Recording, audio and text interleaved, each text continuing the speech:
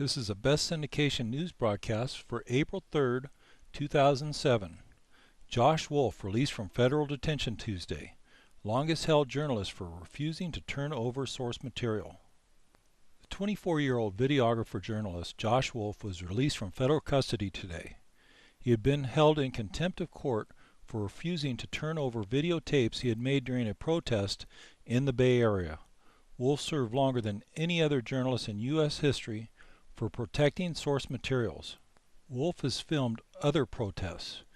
He had sold the videotape in question to the television station KRON the day after the protest. Today, Josh's mother, Liz Wolf-Spada, told me the only statement Josh has authorized anyone to make in his stead as a third party is the one he wrote yesterday in prison and gave to me. The statement read, "The government met Mr. Wolf's demands, releasing him without appearing before a grand jury and without having to testify as to the events or participants at the demonstration." Wolf spent 7 months at the federal prison in Dublin, California.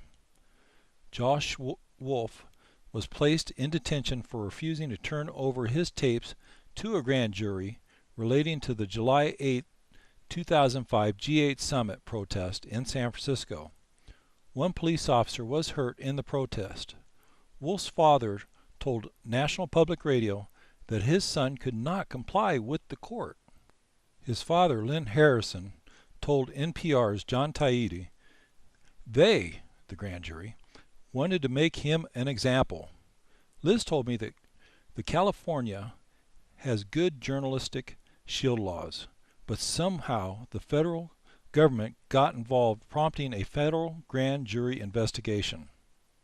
There are questions surrounding how the federal government got involved in the first place. Harrison said, "There was no criminal issue involved here that should be of interest to the federal government. This is really a local matter." Taidi mentioned that the federal authorities were interested in a tape Josh had showing a police officer being attacked. "The federal authorities have never made that statement, nor does he have that tape," Harrison said. He told Taidi that Josh was not there where the police officer was hurt. There were allegations that someone had attempted to set a police car on fire. One of the protesters may have thrown a firework, according to Harrison. It was the day after the 4th of July. Josh made a deposition that he did not have footage of that either. Harrison made the point that the police car in question was not a federal vehicle, but was a San Francisco police car.